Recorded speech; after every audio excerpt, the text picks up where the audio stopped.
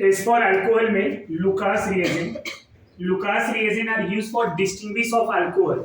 अब यहाँ पे लुकास रिएजेंट होता क्या है? सबसे पहले concentrated HCl and ZnCl2. Concentrated HCl and ZnCl2 are known as Lucas reagent, right? ये रिएक्शन पढ़ा भी है और यहाँ पे डिस्टिंग्विश के लिए हम पढ़ रहे हैं। 1 डिग्री अल्कोहल अगर ले लिया हमने, क्या ले लिया? 1 डिग्री अल्कोहल। तो ये 1 डिग्री अल्कोहल को जब भी HCl से रिएक्ट कराएंगे, concentrated HCl and ZnCl2 by heating, तो क्या मिलेगा आपको?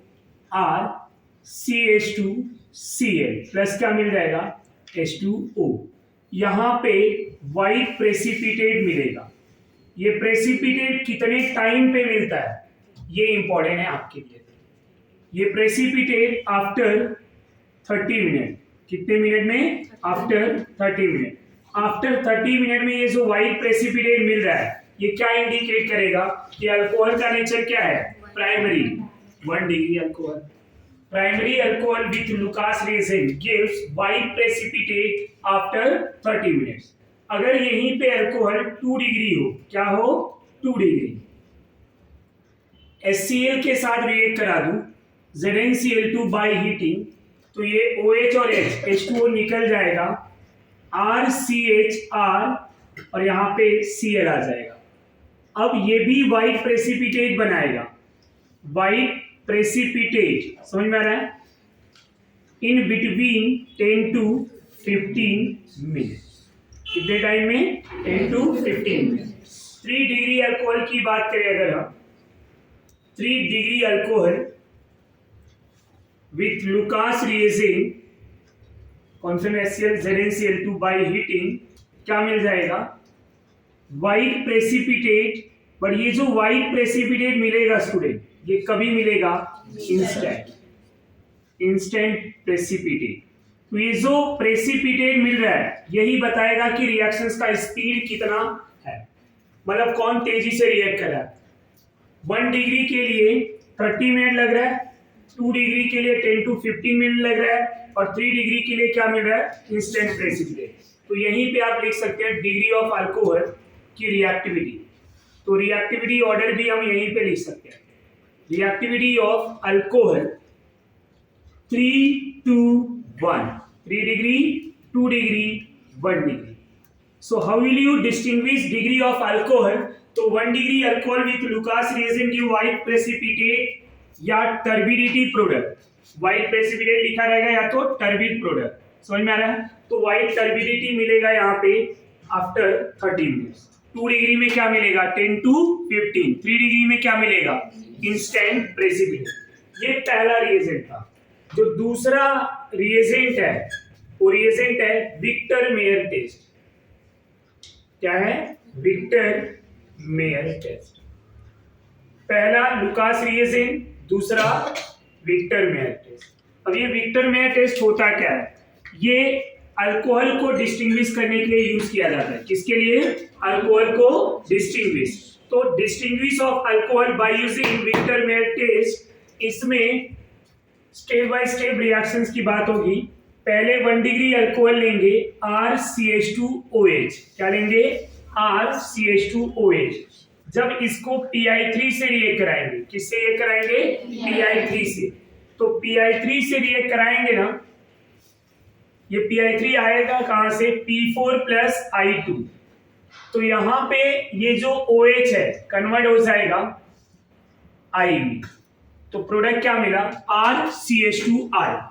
और बाई प्रोडक्ट क्या निकल जाएगा आपको? H3PO3। फिलहाल इस टाइप के रिएक्शन में मुझे बाई प्रोडक्ट की मतलब नहीं। अब इस मॉलिक्यूल को अगर आप AgNO2 से रिएक्ट करा देंगे, किससे? AgNO2। AgNO2 में AgI निकल जाएगा, क्या मिलेगा आपको? RCH2NO2। यहां तक कोई डाउट? इसको क्या बोलेंगे? Nitro alkyne. क्या बोलेंगे? Nitro alkyne. इसी नाइट्रो अल्कीन को अगर मैं ओपन फॉर्म में लिखूं तो कैसे लिख सकता हूं? RCH2, right, N double bond O, NO2 group को ओपन कर दिया। समझ में आ रहा है? ये मेरा अल्फा कार्बन है। कौन सा कार्बन है? अल्फा। इसी अल्फा कार्बन को अगर मैं HNO2 से रिएक्ट कराऊंगा तो HNO2 में स्टूडेंट OH NO होता है, राइट? तो अल्फा कार्बन का एक हाइड्रोजन यहां से रिमूव होगा, इस OH के साथ H2O में चला जाएगा। समझ में आ रहा है? अब प्रोडक्ट क्या मिलेगा? RCHNO और यहां पे N डबल बॉन्ड O। यहां तक कोई डाउट? इस अल्फा कार्बन पे एक अल्फा हाइड्रोजन जो क्या कर सकता है? टॉटोमेरिज्म। क्या कर सकता है? टॉटोमेरिज्म। टॉटोमेरिज्म रिवर्सिबल प्रोसेस होता है, राइट? अब ये H अगर यहां पे जा रहा है तो क्या होगा? ये डबल बॉन्ड इधर आ जाएगा, राइट?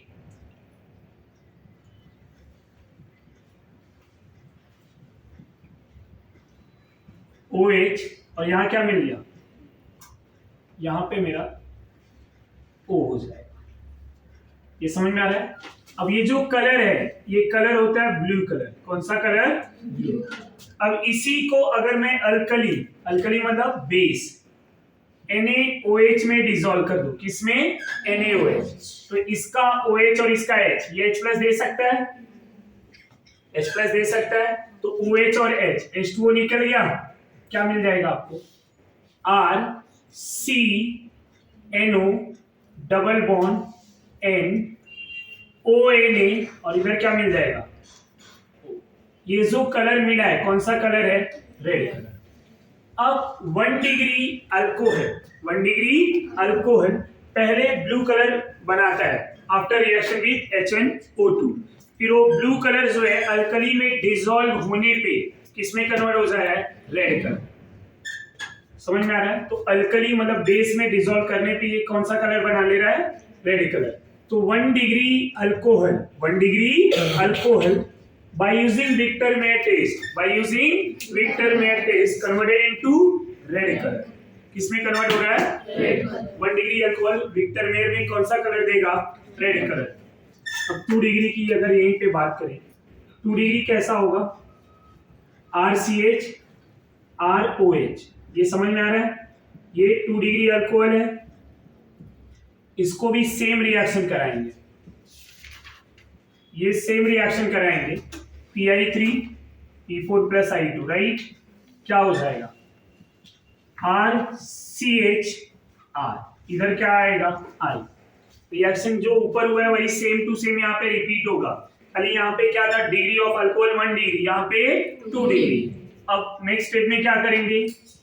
AgNO2 क्या मिलेगा आपको? RCR, right? और यहाँ पे H रहेगा और I की जगह पे NO2 आएगा। मैं यहीं पे ओपन करके लिख दे रहा हूँ। समझ में आ रहा है आपको? NO2।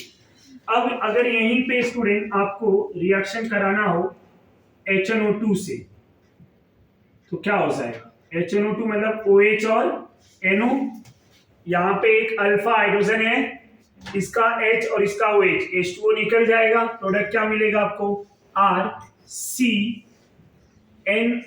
और इधर मिला R, इधर N डबल बॉन्ड O। समझ में आ रहा है? ये कौन सा कलर है? Blue colour. समझ में आ रहा है? इधर भी ब्लू ही था, ये और ये दोनों सेम ही है, ब्लू कलर।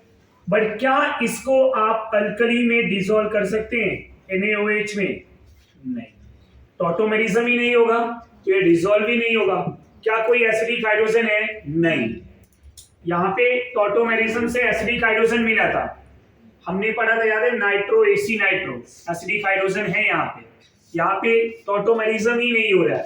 जब टॉटोमेरिज्म ही नहीं होगा तो एसिडिक हाइड्रोजन कहाँ से मिलेगा? तो ये फर्दर NaOH में डिसॉल्व होगा क्या? नहीं। तो यहाँ कलर क्या मिलेगा? Only blue. यहाँ blue converted into red, blue to red हो रहा था, यहाँ पे ओनली ब्लू हो रहा है। समझ में आ रहा है? तीसरा जो आएगा 3 डिग्री अल्कोहल, उसमें क्या होगा? देख के ही समझ में आ जा रहा है कि क्या होना चाहिए। कोई कलर ही नहीं होगा। ये जो कलर बन रहा है किसकी वजह से? NO की वजह से। अब HNO2 जो है 3 डिग्री में रिएक्ट ही नहीं करेगा। कैसे, उसकी भी बात कर लेते हैं। अगर हमने 3 डिग्री अल्कोहल ले लिया, इस 3 डिग्री अल्कोहल को, ये 3 डिग्री अल्कोहल है, इसको सभी PI3 से रिएक्ट कराएंगे। तो PI3 से रिएक्ट कराने पे ये पहले OH की जगह I आ जाएगा, या RCR, और इधर आ गया I। रिएक्शन विथ AgNO2, तो ये AgI निकलेगा, यहां पे मिलेगा N double bond O, nitro alkyne, इसको बोलते हैं 3 डिग्री नाइट्रो अल्कीन। अगर हम यहीं पे स्टूडेंट HNO2 लाना चाहें तो नो रिएक्शन। रीजन, क्या आपके पास कोई 3 डिग्री कार्बन के पास कोई हाइड्रोजन है? नहीं। सो नो अल्फा H, कोई अल्फा H है यहाँ पे? नहीं। तो क्या रिएक्शन होगा? नहीं। तो 3 डिग्री में रिएक्शन ही नहीं हो रहा है, समझ में आ रहा है? HNO2 से रिएक्शन नहीं हुआ तो क्या कोई कलर बनेगा? नहीं, यहाँ कोई कलर नहीं है, यहाँ पे ब्लू कलर, यहाँ पे रेड कलर।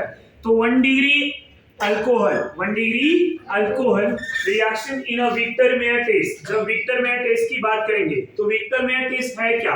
पूरा 1 डिग्री अल्कोहल यहां से रिएक्शन टिल, समझ में आ रहा है? तो यहां तक का ये पूरा विक्टर मेयर टेस्ट कहलाता है। सबसे पहले हमने क्या किया, PI3 से रिएक्ट कराया, तो वहां पे अल्काइल आयोडाइड मिला, AgNO2 लेके आए, तो वहां पे नाइट्रो अल्केन मिला, फिर उसको HNO2 से रिएक्ट कराया, तो वहां पे अल्फा नाइट्रोसो नाइट्रो अल्केन मिला। What is the name of this compound? Alpha nitroso, NO is a nitroso, alpha nitroso nitro alkane, जो कलर दे रहा है, कौन सा? Blue in colour. तो ये ब्लू कलर मिला है, इसका टॉटोमेरिज्म कराया, टॉटोमेरिज्म के बाद ये अल्कली में डिसॉल्व हो गया, तो colour blue to red, blue to red. But 2 degree में टॉटोमेरिज्म नहीं हो रहा है, तो बेस के साथ रिएक्ट नहीं हो रहा है, बेस में डिसॉल्व नहीं हो रहा है, इसलिए कलर में ब्लू से रेड नहीं हो रहा है। No change in a blue colour, तो ब्लू कलर में कोई चेंजेस नहीं हो रहा है। 3 डिग्री में NO ही नहीं आ रहा है, क्या नाइट्रोसो वहां पे आ रहा है? नहीं। HNO2 से रिएक्शन हो रहा है? नहीं। जब वहां पे NO ग्रुप ही नहीं आएगा तो कलर फॉर्म होगा। तो विक्टर मेयर टेस्ट के according 1 degree alcohol form blue to red, final colour red होगा। 2 डिग्री में ओनली ब्लू कलर, 3 डिग्री में नो कलर, कलरलेस। ये समझ में आ रहा है? सो ये विक्टर मेयर टेस्ट जो यूज किया जाता है डिस्टिंग्विश ऑफ अल्कोहल। अल्कोहल कौन से नेचर वाला है? Primary, secondary, tertiary. आपने कोई अल्कोहल लिया, विक्टर मेयर टेस्ट करा दिया, फाइनल कलर रेड कलर, मतलब नेचर ऑफ अल्कोहल प्राइमरी। अगर आपने कोई अल्कोहल लिया, विक्टर मेयर टेस्ट कराया, तो वहां पे कलर क्या मिला? ब्लू। समझ में आ रहा है? तो ब्लू कलर मिला मतलब 2 डिग्री, कोई कलर नहीं मिला मतलब 3 डिग्री। ये समझ में आ रहा है? नेक्स्ट पार्ट जो होगा वो फेनॉल होगा।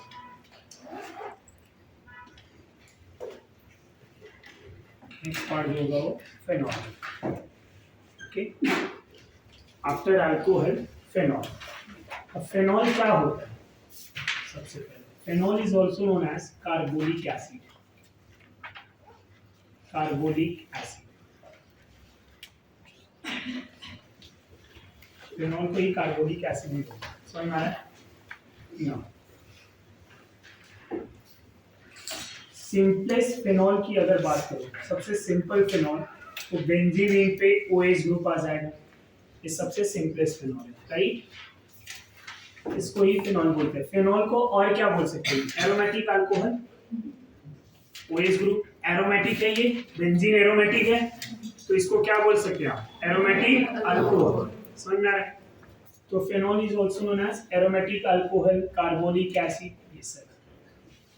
अब कुछ कॉमन नेम की बातें यहाँ पे करें, जैसे कि बहुत सारे एग्जांपल हमने डिस्कस किए भी हैं, बहुत सारे कॉमन नेम भी पढ़े हुए, राइट? बट यहाँ पे कुछ स्टैंडर्ड कॉमन नेम पढ़े हुए हैं, क्योंकि आपने जो कॉमन नेम पढ़ा हुआ है वो पर्टिकुलर फंक्शनल ग्रुप के लिए इन जनरल जो थे वो पढ़े हुए।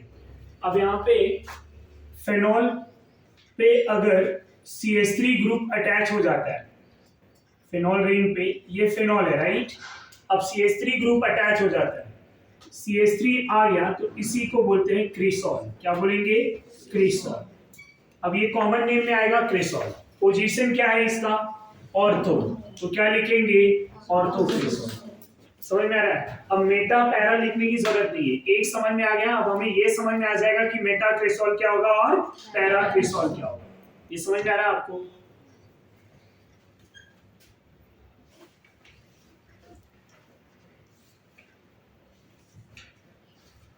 OH ग्रुप है और यहाँ पे COOH ग्रुप है।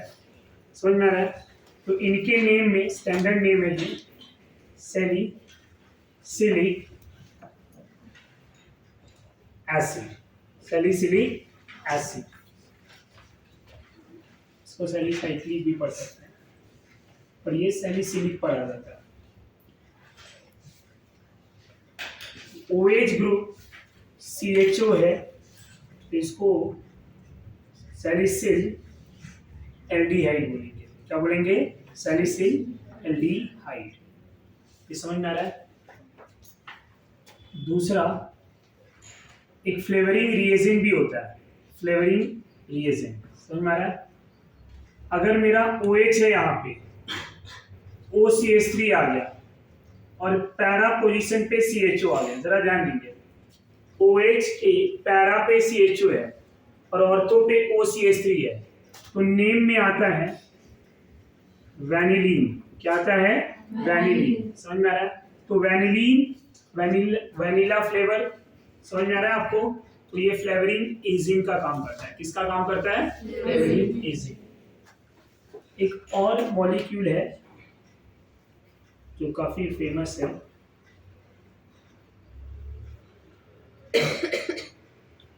यहाँ पे OH ले लिया, यहाँ CH3 ग्रुप ले लिया, यहाँ टर्सरी ब्यूटाइल ले लिया। क्या ले लिया? ये आपको एक चैप्टर आएगा केमिस्ट्री इन एवरीडे लाइफ, वहां पे ये नेम आएगा।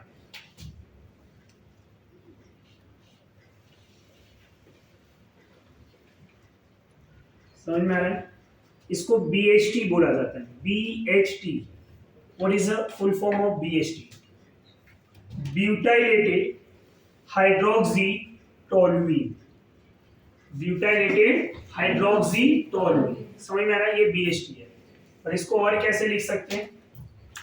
यहाँ पे 2 और 6 पे क्या है? टर्सरी ब्यूटाइल है, और 4 पे क्या है? मिथाइल है। तो क्या लिख सकते हैं? 2,6 di tertiary butyl, di tertiary butyl 4 methyl phenol. समझ में आ रहा है आपको? ये नेमिंग समझ में आ रहा है या नहीं? BHT is a common name, butylated hydroxy toluene. Butylated hydroxy toluene, उसको क्या बोलते हैं? BHT। क्या बोलेंगे? BHT। अब इसको और क्या लिख सकते हैं हम? 2,6 दो बार है, तो हम क्या लिखेंगे? Di tertiary butyl 4 methyl phenol. ये समझ में आ रहा है आपको? ये सब मोनोहाइड्रिक फेनॉल है। What is the meaning of monohydric? Only one OH group, only one OH group. ये जितने भी फेनॉल हैं सबके पास OH एक ही है। समझ में आ रहा है? नो डाउट यहाँ सैलिसिल एल्डिहाइड में CHO is a principal functional group, पर इनके ये भी फेनॉल के कॉमन नेम में आते हैं। समझ में आ रहा है आपको? यहाँ पे भी principal functional group acidic group है, पर कैटेगरी फेनॉल में ही आते हैं। ये ध्यान में रखें। यहाँ पे भी OH ग्रुप है, फेनोलिक ग्रुप है। तो ये सब फेनॉल के, मोनोहाइड्रिक फेनॉल के कॉमन नेम है। क्या है? Common name. IUPAC लिखना बहुत आसान हो जाता है, क्योंकि IUPAC हमने डिटेल में पढ़ा हुआ है, राइट। तो यहाँ पे जो नहीं पढ़ा है कॉमन नेम, वही बताया जा रहा है। अब डाइहाइड्रोक्सी की अगर मैं बात करूं, तो डाइहाइड्रोक्सी में स्टूडेंट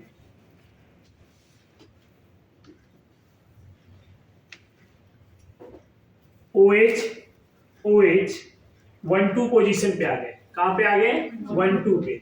अब 1-2 पोजीशन पे आ गए तो इसी को बोलेंगे कैटेकॉल। क्या बोलेंगे? कैटेकॉल। 1-3 पे आएंगे, 1-2 कैटेकॉल, 1-3 रिसोर्सिनॉल। क्या बोलेंगे हम? रिसोर्सिनॉल। रेसोसिनोल। ये समझा?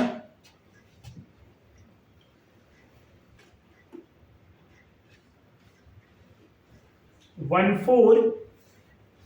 फोर पे आया तो इसको बोलेंगे क्यूनॉल या फिर हाइड्रोक्सी क्यूनोन, इसको क्यूनॉल बोला, राइट। अब इसी को ये भी लिखते हैं, हाइड्रोक्सी लिख दिया,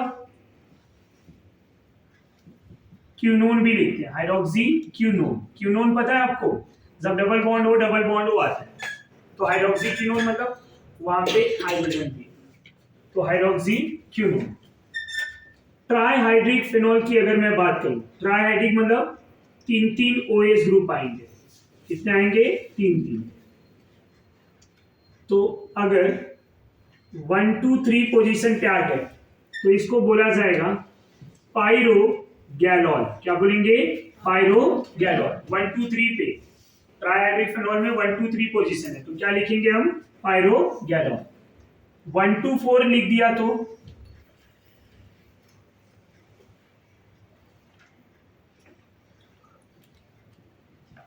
1 2 4 तो कॉमन नेम में आएगा हाइड्रोक्सी क्यूनॉल। हाइड्रोक्सी क्यूनॉल समझ में आ रहा है? हाइड्रोक्सी क्यूनॉल।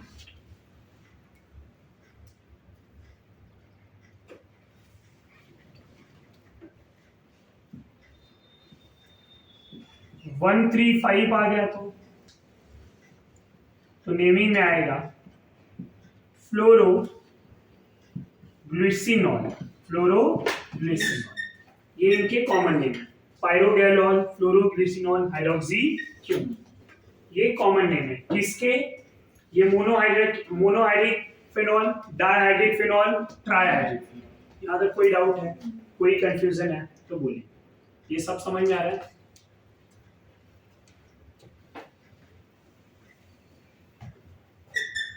इसके बाद स्टूडेंट हम डिस्कस करेंगे method of preparation. Directly method of preparation पे आ रहा हूं। Method of preparation of phenol. Phenol का मेथड ऑफ प्रिपरेशन, पहला जो प्रिपरेशन है वो ऑलरेडी आपने किया होगा, फ्लोरोबेंजीन से फेनॉल का प्रिपरेशन पढ़ा है या नहीं? उसी का एक नेम है, वो डिस्कस कर लेते हैं। तो first method of preparation by using डाउ प्रोसेस। डाउ प्रोसेस। अब इस प्रोसेस में क्या होता है? क्लोरोबेंजीन लिया जाएगा। जब क्लोरोबेंजीन को आप NaOH से रिएक्ट कराएंगे, ये रिएक्शन रिपीट हो रहा है, ध्यान में रखेंगे। क्लोरोबेंजीन में भी पढ़ा था, यहाँ पे भी पढ़ रहे हैं। क्लोरोबेंजीन को जब भी आप NaOH से रिएक्ट कराएंगे, टेम्परेचर याद होगा आपको 623 केल्विन टेम्परेचर। प्रेशर जो है 200 to 300, एनसीईआरटी में डायरेक्टली 300 दिया, 300 ATM प्रेशर। समझ में आ रहा है? तो ये क्लोरोबेंजीन फेनॉल में चला जाता है। बट होता क्या है, ये पहले क्लोरोबेंजीन NaOH के साथ रिएक्ट करके ना सोडियम फेनॉक्साइड बनाता है। क्या बनाता है? Phenoxide, ONA। ये बनने के बाद इसको एसिडिफाई करेंगे। क्या करेंगे? Acidify, H+। तो हमें क्या मिल जाएगा? फेनॉल। ये मिल गया मतलब फेनॉल मिल गया, ये ध्यान में रखेंगे। सोडियम फेनॉक्साइड मिला मतलब फेनॉल मिल चुका है, क्योंकि हाइड्रोलिसिस करा दिए, H+ लेके आ गए, तो डायरेक्टली ये फेनॉक्साइड कन्वर्टेड इनटू फेनॉल। तो पहला मेथड आपने किया हुआ है, डाउ process, chlorobenzene NaOH, 623 kelvin temperature, 300 ATM pressure, chlorobenzene converted into phenoxide followed by acidic medium और hydrolysis converted into phenol.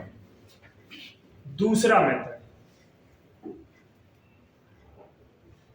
Racic process. By using Racic process, how will you prepare phenol? अब ये जो process है, यहां पे भी starting material chlorobenzene ही है। क्या है? क्लोरोबेंजीन। यहां पे NaOH की जगह पे डायरेक्टली ये प्रोसेस में जो हम फेनॉल बनाएंगे तो क्लोरोबेंजीन रहेगा, दूसरा यहाँ पे NaOH की जगह पे वाटर लेंगे। क्या लेंगे? वाटर। वाटर स्टीम पास करते हैं, तो जब भी आप क्लोरोबेंजीन को वाटर से रिएक्ट करा देंगे, वाटर स्ट्रीम देते हैं। यहां पे कैटलिस्ट CA3PO4 ट्वाइस क्यों है? क्योंकि कैल्शियम +2 में है, फॉस्फेट -3 में है। समझ में आ रहा है या नहीं? तो इस तरह से तो CA3PO4 ट्वाइस। अब होगा क्या? यहाँ पे टेम्परेचर 698 केल्विन तक, या आप यहाँ पे दूसरा कैटलिस्ट SiO2 भी ले सकते हैं। क्या ले सकते हैं? SiO2। और कॉपर मेटल एट 623 केल्विन भी ले सकते हैं, तब टेम्परेचर भी कम हो जाएगा कॉपर के साथ। अब यही chlorobenzene directly converted into phenol, ये वाटर स्ट्रीम पास करने पे डायरेक्टली किस में चला जाता है? फिनॉल प्लस आपका क्लोरीन HCl। समझ में आ रहा है? ये सेकेंड प्रोसेस था। थर्ड प्रोसेस जो है फ्रॉम बेंजीन या benzene sulphonic acid. Benzene sulphonic acid बोलेंगे तो स्टार्टिंग मटेरियल सल्फोनिक एसिड होगा। बेंजीन बोला तो हम स्टार्ट बेंजीन से करेंगे। तो फ्रॉम बेंजीन, मैं एक स्टेप और बढ़ा दे रहा हूं। तो फ्रॉम बेंजीन, सबसे पहले बेंजीन लेंगे। बेंजीन का अगर मुझे सल्फोनेशन कराना हुआ तो बहुत सारे सल्फोनेशन के रिएजेंट बताए हुए हैं। ओलियम ले सकते हैं, सल्फ्यूरिक एसिड ले सकते हैं, SO3 भी ले सकते हैं, कुछ भी ले सकते हैं। समझ में आ रहा है? जनरली यहां पे ओलियम दिया रहेगा आपके एनसीईआरटी में। आप सल्फ्यूरिक एसिड लेके भी करा सकते हैं सल्फोनेशन बाई। समझ में आ रहा है? सल्फोनेशन में हम कॉन्संट्रेटेड सल्फ्यूरिक एसिड भी लेते हैं, ध्यान में रखना। तो जब सल्फ्यूरिक एसिड लेंगे तो हमें क्या मिलेगा? Benzene sulphonic acid SO3H। आप ओलियम भी ले सकते हैं। यहाँ पे ओलियम का फॉर्मूला याद है? H2H2O7, सल्फ्यूरिक एसिड में सल्फर ट्राइऑक्साइड, तो उसको क्या बोलते हैं? ओलियम। अब हमें जनरली यहाँ बनाना क्या है? Benzene sulphonic acid BS। अब इस बेंजीन सल्फोनिक एसिड को आप NaOH से रिएक्ट कराएंगे। किससे रिएक्ट कराएंगे? NaOH। जब NaOH आएगा, ये क्या है? एसिड, ये क्या है? बेस। प्रोसेस क्या होगा? Neutralisation, acid base reaction. समझ में आ रहा है? तो यहाँ पे क्या बनेगा? रिजल्टिंग प्रोडक्ट क्या बनेगा? सॉल्ट बनेगा। तो salt of benzene sulphonic acid, salt of benzene sulphonic acid, ये मिल गया। अब इसी को फिर से NaOH लेके रिएक्ट कराएंगे। फिर से NaOH लिया। अब जो NaOH लेंगे हम यहाँ पे 2 मोल लेंगे और इस प्रोसेस को बोलते हैं फ्यूज्ड NaOH। तो यहाँ पे टेम्परेचर रिक्वायर्ड होता है 573 केल्विन। समझ में आ रहा है? इस टेम्परेचर पे ये जो मेरा सॉल्ट ऑफ एसिड है ये कन्वर्ट हो जाएगा सोडियम फेनॉक्साइड में। किस में जाएगा स्टूडेंट? सोडियम फेनॉक्साइड, ONA बना लेगा। क्या बना लेगा? ONA। अब यहाँ 2 मोल था, राइट? 2 सोडियम, ये SO3 यहाँ पे निकल जाएगा, Na2SO3 प्लस क्या मिलेगा? H2O। अब जरा रिएक्शंस को देखेंगे कैसे बैलेंस किया। यहाँ पे इसको अगर मैं 2 फॉर्म में लिखूं, 2 बार ऐसे, समझ में आ रहा है? NaOH, right? ये देखेंगे H2O निकल गया, एक ONA में यहाँ पे लेके आ गया, ये Na इसके साथ कंबाइन होके Na2SO3 हो गया। नहीं समझा? वाटर निकला, इसका ONA ऐसे ही रहने दो, ये Na इसको दे दिया तो क्या बन गया? Na2SO3, ये ONA यहाँ पे लेके आ जाए। समझा आपको? तो ये इस तरह से बैलेंस होगा। अब नेक्स्ट स्टेप में क्या करेंगे? इसी को हम डाइल्यूट सल्फ्यूरिक एसिड से ट्रीट कर देंगे। अच्छा, ऐसे भी लिख सकते हैं या फिर H+ दे सकते हैं। H+, यहाँ मैं डाइल्यूट सल्फ्यूरिक इसलिए ले रहा हूँ ताकि इम्प्योरिटीज को मिनिमाइज किया जा सके। पूरे प्रोसेस में सल्फर ही है, मैं और भी कोई एसिड दे सकता हूँ डाइल्यूट वाला, पर यहाँ पे सल्फ्यूरिक एसिड इसलिए लिया जा रहा है ताकि कोई इम्प्योरिटीज भी रहे तो खाली सल्फर के ही रहे, बाकी के नहीं। समझ में आया? तो यहाँ पे आपको फिनॉल मिलेगा और क्या मिलेगा? ये Na निकल जाएगा। समझा आपको? अब इसको भी बैलेंस करना चाहें आप तो क्या करेंगे? इसका 2 मोल ले लें, तो तो यहाँ फेनॉल मिल जाएगा 2 मोल, और यहाँ बचेगा 2 सोडियम, और इधर बचेगा सल्फेट। क्या हो जाएगा? Sodium sulphate. ये समझा आपको? रिएक्शन अगर बैलेंस ही करना है तो इसके 2 मोल, इसका 1 मोल, तो ये 2 मोल फेनॉल के, 1 मोल Na2SO4। तो यहाँ पे बाय यूजिंग बेंजीन आपको फेनॉल बनाना है, तो सबसे पहले क्या करेंगे? सल्फोनेशन। क्या करेंगे? तो क्या मिलेगा आपको? Benzene sulphonic acid. उसके बाद क्या करेंगे? Reaction with NaOH, process are known as neutralisation reaction. तो यहाँ पे एसिड बेस टाइप का रिएक्शन हुआ जो सॉल्ट बना। इस सॉल्ट को फिर से हम 2 मोल NaOH के साथ फ्यूज्ड करेंगे एट 573 केल्विन टेम्परेचर। तो ये टेम्परेचर पे सोडियम फेनॉक्साइड बनाएगा। क्या बनाएगा? Sodium phenoxide. ONA को क्या बोलते हैं? Sodium phenoxide. मैंने वहीं पे बोला था कि अगर ये मिल गया समझो आपको फेनॉल मिल गया। अब अगला स्टेप क्या करना है? H+। समझ में आ रहा है? हमने यहाँ डाइल्यूट सल्फ्यूरिक एसिड लिया, क्या मिला हमें? फेनॉल। इतना एक बार उतन करें। Is from cumene. क्यूमीन बताएंगे? What is the cumene? पहली बार सुना है ना? नहीं सुना है? वो क्यूमिलीन था, यहाँ क्यूमीन है। Anyone? What is the cumene? From cumene. Cumene से हमें फिनॉल बनाना है। कैसे प्रिपेयर कर सकते हैं? Isopropyl benzene are known as cumene. Isopropyl benzene are known as cumene. Isopropyl benzene को ही क्यूमीन बोलते हैं। समझ में आ रहा है? जब इसको एयर O2 के साथ रिएक्ट कराएंगे in the presence of cobalt naphthenate at 423 kelvin temperature in alkaline medium. तो ये क्यूमीन जो है, cumene converted into cumene hydroperoxide. Cumene hydroperoxide, यहाँ CH3, ये OOH क्या हो जाएगा? हाइड्रोपेरोक्साइड। पेरोक्साइड लिंकेज है ना, O single bond. Carboxylic acid नहीं समझना, C डबल बॉन्ड O नहीं है, क्या है? O single bond. तो इसको क्या बोलेंगे?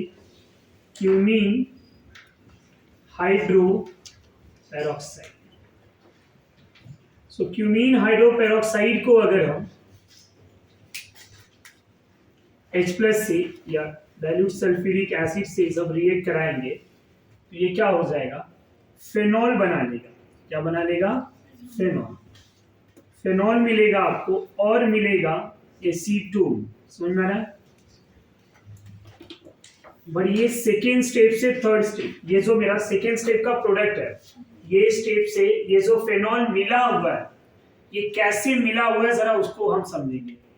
ये तो मैंने डायरेक्टली प्रोडक्ट लिखा हुआ है, कुछ बताया नहीं कैसे मिला, क्योंकि रिएक्शंस को बताना डिफिकल्ट है। अब बताने के लिए तो मैं ऐसे भी बोल सकता हूँ कि ये पूरा ग्रुप यहाँ से चला जाए, ये OH डायरेक्टली इधर आ जाए, बट ऐसा कुछ होता नहीं है। अब होता क्या है? इसका मैकेनिज्म है, यहाँ से क्यूमीन हाइड्रोपेरोक्साइड से फेनॉल में जो कन्वर्जन होता है उसके मैकेनिज्म भी है। तो हम जरा मैकेनिज्म को समझेंगे। ये सिंपल स्टेप है, डायरेक्ट ऑक्सीजन ऐड हो रहा है, यहाँ कोई मैकेनिज्म नहीं, बट सेकेंड स्टेप का मैकेनिज्म ध्यान रखिए। कॉन्सेंट्रेटेड सल्फ्यूरिक एसिड है तो एसिड क्या करेगा? H+ देता है। समझ में आ रहा है? And OSO3H-। अब ये H+ कहाँ पे अटैक करेगा? Cumene hydroperoxide.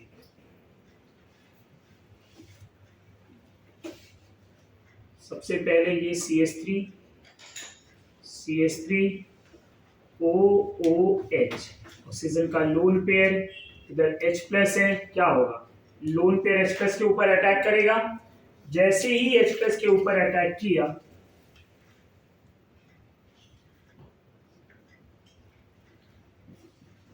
CH3 इधर क्या मिल जाएगा? OOH2+ और एक ही लोन पेयर। समझ में आ रहा है आपको? अब ये लोन पेयर यहाँ से ये बॉन्ड टूट के ये इधर लोन पेयर मिल जाएगा। ये वाटर निकल गया, राइट। अब ये बॉन्ड टूट के इलेक्ट्रॉन किधर जा रहा है, ऑक्सीजन के पास, तो ऑक्सीजन के ऊपर कौन सा चार्ज बनेगा, पॉजिटिव चार्ज। तो यहां मिला CH3 और क्या मिलेगा O प्लस, और H2O निकल गया। अब ये जो स्टेप है, ये जो मिला हुआ ऑक्सीजन पे प्लस चार्ज, ऑक्सीजन पे प्लस स्टेबल होता है क्या, बोलिए जरा। अगर ये स्टेबल नहीं है तो क्या करेगा, स्टेबल होना चाहेगा। अब ये स्टेबल कैसे होगा, क्या चेंजेस करना चाहिए अपने को कि ये स्टेबल हो जाए। यहां मैं क्या करूं, कौन सा चेंजेस करूं। अगर मैं यहां पे ऑक्सीजन पे प्लस है, ये पूरा बॉन्ड तोड़ के इलेक्ट्रॉन के साथ इधर लेके आ जाऊं, समझ में आ रहा है, पूरे फिनाइल ग्रुप को। चूंकि मिथाइल और फिनाइल में तेजी से माइग्रेट कौन होता है, इन दोनों ग्रुप में कौन तेजी से माइग्रेट होगा, शिफ्टिंग किसका फास्टर होता है, फिनाइल शिफ्टिंग फास्टर। तो ये फिनाइल ग्रुप इधर आ जाएगा, तो यहां मैं क्या लिखूंगा, फिनाइल शिफ्ट। जब फिनाइल शिफ्टिंग कराएंगे तो इधर क्या मिले, अब पूरा इलेक्ट्रॉन इधर जा रहा है तो ये न्यूट्रल, अब ये कार्बन क्या हो गया, बोलिए जरा, प्लस। समझ में आ रहा है या नहीं। और इधर ऑक्सीजन और इधर फिनाइल। अब कहीं ना कहीं ये कार्बोकेटायन इससे ज्यादा स्टेबल है। रीजन, एक तो प्लस एन ग्रुप है और दूसरा इसका नेचर भी 2 डिग्री है, यहाँ पे 2 डिग्री के साथ साथ प्लस एन है, 6 हाइपर कंजुगेशन भी है। अब क्या करेंगे, इस कन्वर्जन से इस कन्वर्जन में कोई बाई प्रोडक्ट निकला था नहीं, और यहाँ क्या निकला है, वाटर। जो वाटर हमने निकाला है ना, यहाँ पे यूज कर लेंगे। अब जो वाटर यूज करेंगे, ये प्लस है तो किसको ऐड करेगा, OH को, और ये लोन पेयर है, किसको अटैक करेगा, H। तो यहाँ क्या मिलेगा, OH C CH3 और इधर क्या मिलेगा, OH। जैसे ही OH बॉन्ड बनाया, लोन पेयर देके बॉन्ड बनाया ना, ऑक्सीजन पे क्या आ गया, पॉजिटिव चार्ज, फिर से ये लेस स्टेबल। अब क्या होगा, ये बॉन्ड है, तोड़ दिया जाए। जैसे ही बॉन्ड को तोड़ेंगे तो इलेक्ट्रॉन इधर मिल जाएगा। अब ये प्लस और माइनस न्यूट्रल, ये कार्बन क्या हो गया, प्लस। पहले आप बना दीजिए फेनॉल, जो न्यूट्रल फॉर्म में बाहर निकल चुका है, तो हमें क्या मिला, फेनॉल। अब कार्बन यहां प्लस है तो ऑक्सीजन के पास लोन पेयर होगा, ये लोन पेयर क्या करेगा, इधर डबल बॉन्ड। नहीं समझा,